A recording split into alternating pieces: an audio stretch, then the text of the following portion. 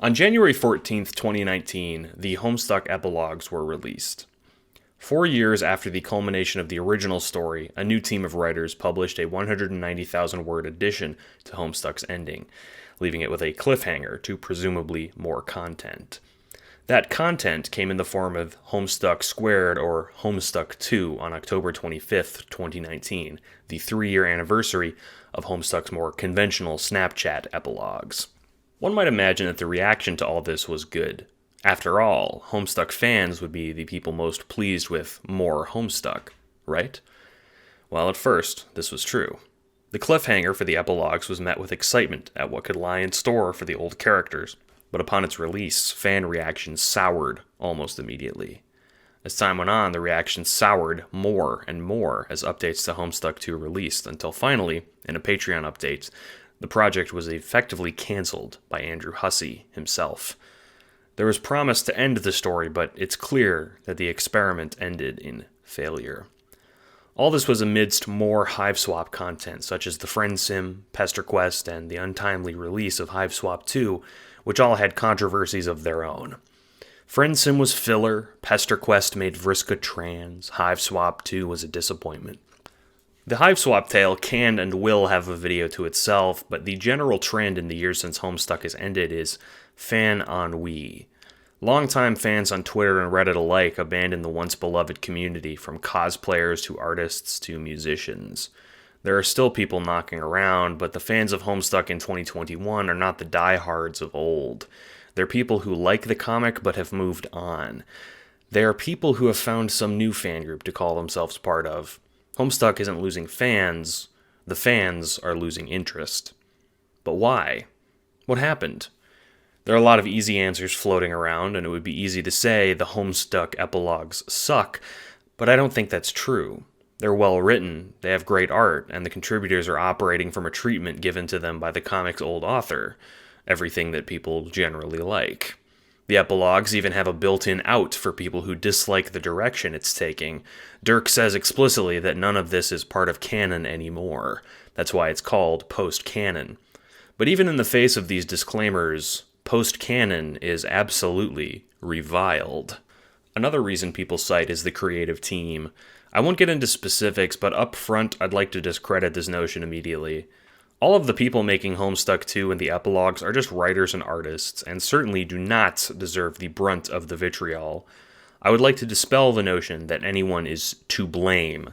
That's not what this is. A big part of why the project was discontinued was because of the sheer amount of pointed vitriol aimed at certain creators, many of whom were, coincidentally, trans. The horrendous crime of writing something that people dislike is not punishable by fan hatred, and it never will be.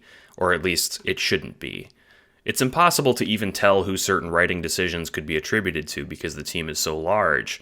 This isn't an examination of the failure of the writers, all of whom I hold in high esteem.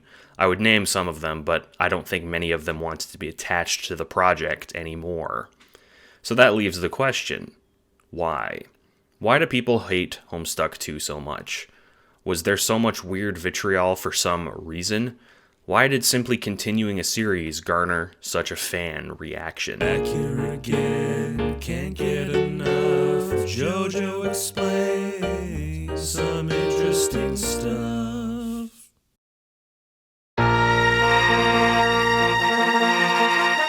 Star Wars is a series that began in 1977, directed by George Lucas. It was a space opera, the first of its kind, with a heavy emphasis on character. Luke Skywalker, Obi-Wan Kenobi, Han Solo, Princess Leia, all of them are cultural staples nearly 50 years later. Much like Homestuck, after the series ended in 1983 with Return of the Jedi, the series was later rebooted. Then, after another few decades, another reboot that culminated with The Rise of Skywalker in 2019. Both reboots, the prequels and the continuation respectively, faced heavy fan backlash. In the prequel's case, people cite messy storytelling and the heavy use of green screen rather than practical effects, but these differences are superficial. People disliked the prequels because it wasn't what they wanted. It was a slow-paced story about a government's descent into fascism, a far cry from the invigorating tale of rebels that the originals posed. But when the story returned to the formula with the continuations, people disliked those in nearly equal measure. It was another story about space rebels, an often beat-for-beat retelling of the original trilogy. Some people enjoyed both the prequels and sequels, but it's impossible to say that either series has had a warm reception. Once a story has been told in its entirety, it's difficult to follow up. People who grew in the 2000s know this pain all too well. Theatrical sequels of beloved franchises abounded. Some were fine, like Shrek 2, but for every Shrek 2, there is a Shrek the Third and a Shrek Goes Forth. This isn't to say that sequels are bad. I think that Shrek 4 is a decent film that expands the lore in a fun way. What I'm saying is that sequels are challenging because they will never please everyone, and will in fact make people very, very angry. Every person has their own subjective idea of what Star Wars or Shrek or Homestuck is, and that notion is challenged when sequels or prequels are released. People who thought that Shrek would make a good father had their conceptions challenged in Shrek 3. People who thought Luke was a hero had their conceptions challenged in Star Wars 8. People who thought that Jane Crocker wouldn't become a fascist dictator had their conceptions challenged in Homestuck's Post-Canon. This isn't to say the quality is bad. Again, people agree that Shrek 2 is a great film, and you'll find people willing to defend the prequels. This has nothing to do with quality, it has much more to do with the nature of narrative. Once a story ends, there's a happily ever after effect. Every person in their brain conceives of a life that the characters live. Maybe the prince and princess have some kids. Maybe they go on more adventures. Maybe they settle down and rule the land. Sequels in particular obliterate this happily ever after by placing some problem in the character's way, many such problems that go in the face of the happily ever after the characters earned. In a sense, you're taking that happily ever after away. In the case of Shrek 2, this worked to great effect, but the first story was a tale about a couple, and the sequel was about the next step in their relationship, family. But in the case of Shrek 3, the next step was not well executed. The next step in Shrek and Fiona's relationship was children, and instead the film focused on Shrek searching for some MacGuffin separately from his family entirely. When you wrench away the happily ever after that exists in people's minds, you'd better replace it with something interesting. One of the reasons that Star Wars and their sequels failed was not any of the new characters. People in general liked those a lot. Rey, Poe, and Finn all earned their own merchandise. It was the parade of old faces that people despised. The happy ending was taken from the characters, like Luke and Han. For this reason, sequels are somewhat pointless. What's the point of making a new story if these characters are just going to have their closure torn away from them? In some cases it works, but it takes considerable care and in some cases planning. Care and planning that the epilogues do not have. With the epilogues in particular, there were a lot of issues. People had their happy endings torn from them, that was for sure.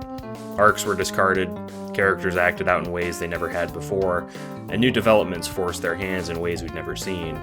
The writing team seemed to understand this, though, so they baked in an out for all the people who disliked their continuations: non-canonicity. For those unfamiliar, canon in pop culture refers to what specific works comprise a fictional universe. For instance, the 9 Star Wars films are canon, but the Clone Wars shorts, made by Genndy Tartakovsky, are not. In Homestuck's case, the creators are saying that the epilogue's events and Homestuck 2's events weren't necessarily part of the universe. They were just stories told with the characters as a speculative piece of fiction. Unfortunately, this did very little for fans. Canon isn't always something that a creator can simply dictate. Sure, we might understand Homestuck 2 as quote-unquote non-canon, but it's largely an abstraction when Homestuck 2 is the official continuation. It creates a cognitive dissonance. It's non-canon, but it's also the most official piece that's being created. It's non-canon, but it sure as hell is what the fans are going to interpret as canon. No other fan work has ever reached the amount of attention that Homestuck 2 has, not even the most read Homestuck spin-off, Vast Error, which shares a few creatives. Homestuck 2, in its very name, paraded as the sequel of Homestuck. No amount of disclaiming about ephemeral concepts like canon matter. This issue of writers' interpretations versus the fan reactions is a big theme in the development of Homestuck 2. Another issue that's heavily criticized is the quote-unquote fan hostility the post-canon works have. For the easiest example of this, early in Homestuck 2, Dirk receives a fan request to stop making Homestuck, which he slices to bits. The intention is clear. The writers are saying, we're not making Homestuck, this is something new. Unfortunately, it can also be easily read as Dirk, who is the author stand-in, acting as Homestuck 2's narrator, saying, "Fuck you," to all of the people who do not want Homestuck 2 to exist. Dirk is another problem. Dirk was a once fan-favorite character who has forever been radically changed by his depiction in Homestuck 2. It might not be canon, but Alt Dirk is an inseparable part of who Dirk is as a character now, whether the authors or fans want it to or not. The genie is out of the bottle. Alt Dirk is a facet of him that is now attached forever. Rose and Kanaya's relationship, Jane's behavior, and John's role in the story are other things that Homestuck 2 unintentionally cemented. In other words, Homestuck 2 tried to have its cake and eat it too. It tried to be a continuation without being a continuation, and in so doing failed spectacularly. Again, this is not a quality argument. The quality of HS2 is fine. The words are good and the art is good. This is a question of fan reaction. Fans rejected the conceit that Homestuck 2 and the epilogues were built on. It wasn't that they were stupid, it's more the way the authors were trying to operate just isn't how narrative works. It's an ambitious concept to make something new without the constraints of canon, and it failed. Mostly. One of the most unambiguously beloved parts of the epilogues are the new characters from the Candy timeline. Harry Anderson, Rissy, Tavros Jr., and Yiffy. This group was even given the moniker Omega Kids by fans, and the updates they featured in were the ones that people responded to in positive the most. It's a similar situation to the Star Wars sequels. The new characters are beloved, but they're attached to the old characters like a ball and chain. The Omega Kids only feature in Candy about half the time, and even then they're hardly the focus. This was the same as the reception of the Friend Sim vs. Pester Quest. Friend Sim presented us with a smorgasbord of brand new characters in a new environment that was attached to Homestuck tangentially, whereas Pester Quest was effectively an offshoot prequel with characters we already knew. Fucking around with the characters we already knew was just setting the writers up for disappointment. Even the new art for Pester Quest drew controversy. The Roxy Lalonde sprites were panned on release because they went against what many fans thought Roxy should look like. The new Roxy had wavy hair and thicker lips. A lot of weird racists in particular decried the sprites for their clear black coating. You can't fix Homestuck posthumously, and the fact that HS2 and Pester Quest were dubiously canon makes these changes unwelcome in the same way that J.K. Rowling insisting Dumbledore is gay years later is unwelcome.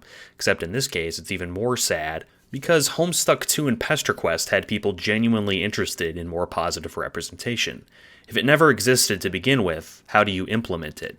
How do you make a trans narrative on a planet with no gender?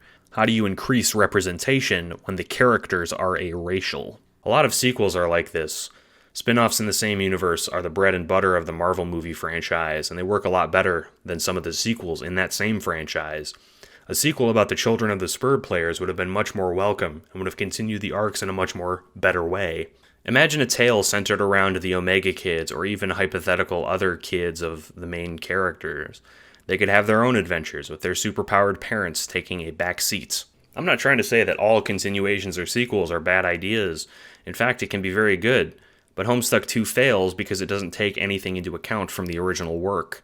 Some defenders and even team members have said this is what Homestuck has always been like, referring to hostile narrators and the convoluted plot which treats its characters poorly.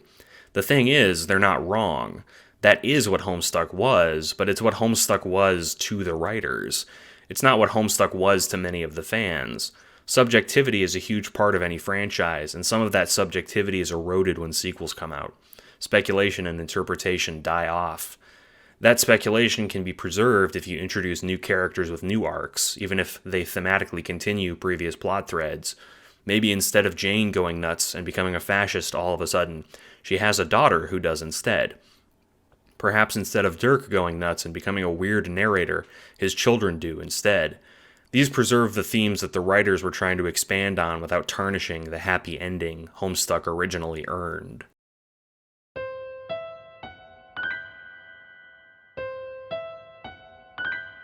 Why did I make this essay?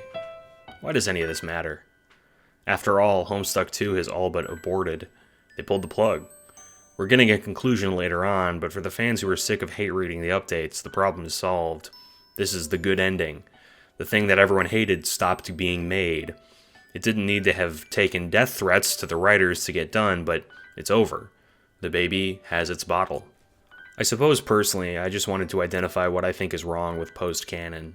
When I read the updates individually, I can't see anything wrong. I see good prose, great art, and in-character conversations. I see the sequel to Homestuck. I see competent work by good artists and writers. It's only when you zoom out do you realize that this project was doomed to fail, no matter how competent or smart, no matter how intelligent the themes are, no matter what it tried to be. Homestuck is over. Homestuck should have ended earlier.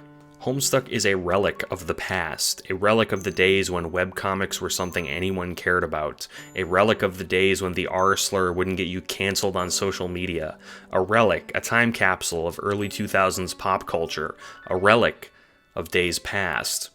It was a relic when it released in 2009, enshrining movies and culture that no one understands anymore.